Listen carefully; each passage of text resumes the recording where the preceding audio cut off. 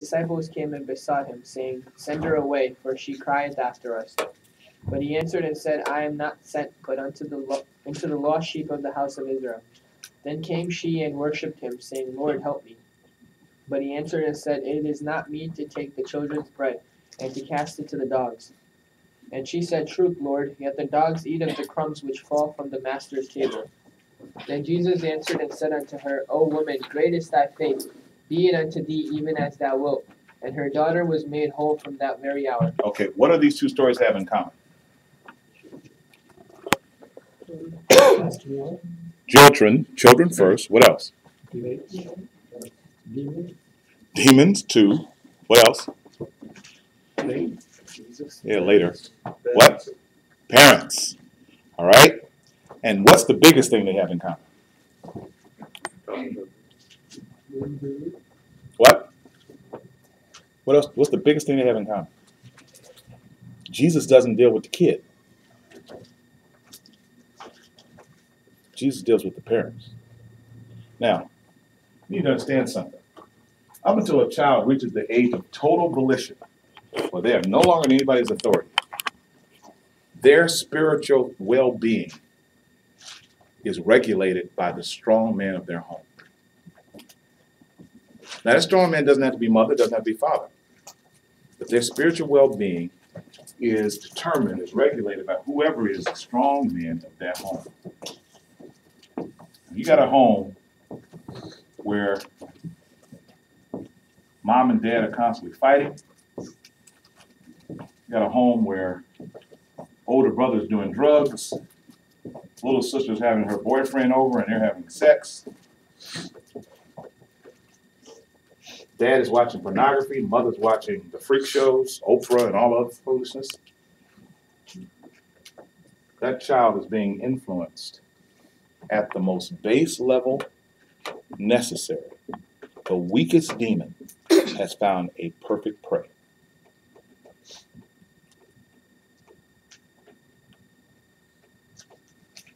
Now, I put up on the board three things.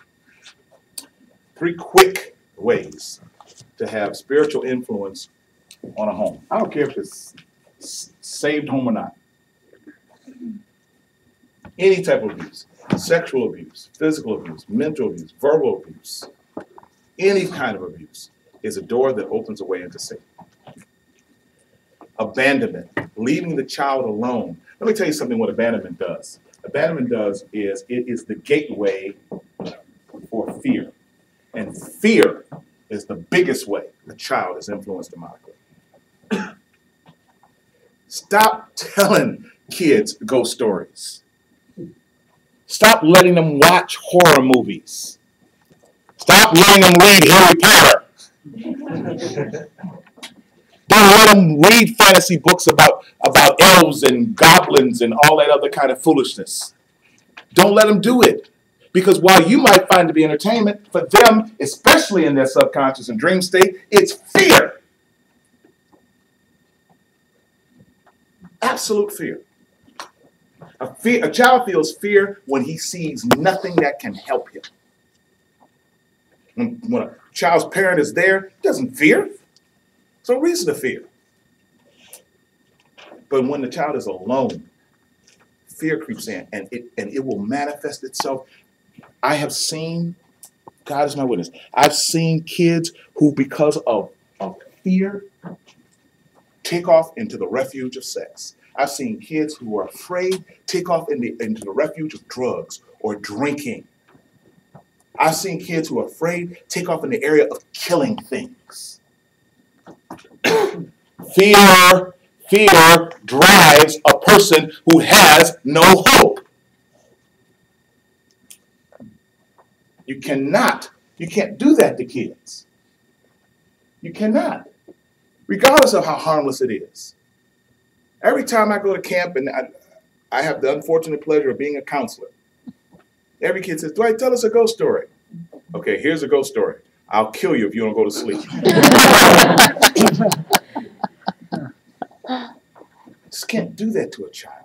You open a gateway, amazing gateway that Satan has fun with.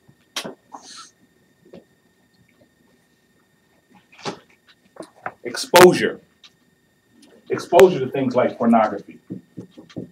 And it could be soft porn or swimsuit issues or whatever. Exposure to television, movies. Ready for this? Family members. My friend Sanford McQueen was a homosexual for the first 21 years of his life. You know why? Because his mother had to leave him with relatives who were supposed to be babysitting him. You know what they were doing? They were having sex with him at 5 and 6 years old. Old, nasty men who were homosexuals. Family members. Neighbors. Friends. This is exposure. You don't know what these people are doing in their backyard. You know what they're doing in their homes. You know what they're doing in their basement. I know one of the most embarrassing things. Another friend of mine named Skip Baker died from complications with diabetes. And my friend Mike Dexter told me that. He called me and said, Dwight, Skip is dead. He had 7 heart attacks in a row, one behind the other, within 48 hours. And he said, man, he said, do you have any time? I said, no, I don't have time. Why don't I need time for it? We need to get to Skip's house before his mother gets there. Why? We got to clean up all that porn. Skip had 400 or 500 porn movies. Now, why? Because his father was addicted to porn. His father was addicted to sex.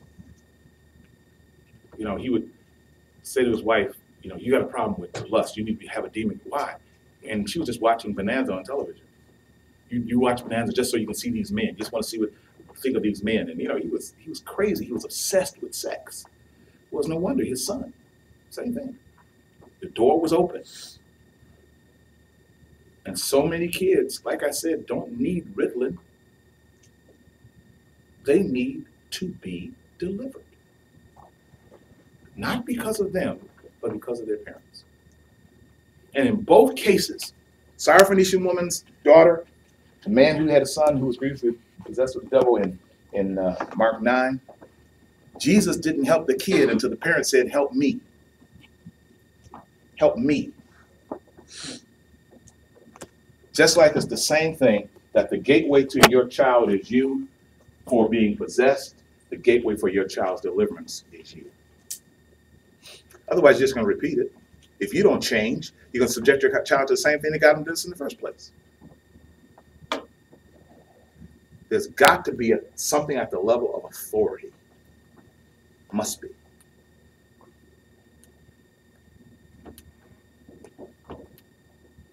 Kids are man at his most vulnerable. Let me tell you something you didn't know, probably. You know what witches and Satanists, how they differ? Witches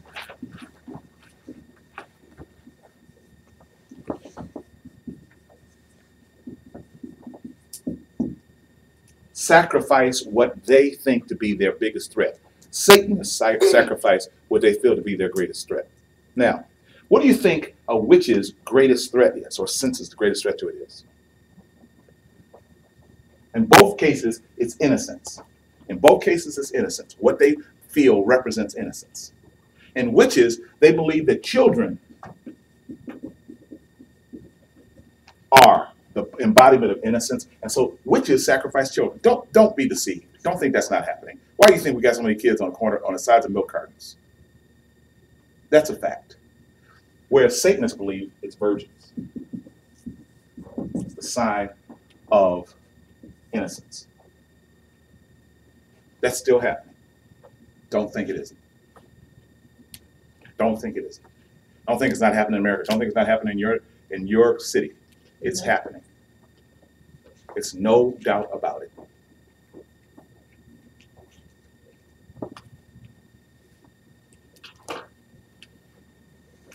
We look at the world as a series of philosophies, and contemporary thought, and progressive or non-progressive thinking.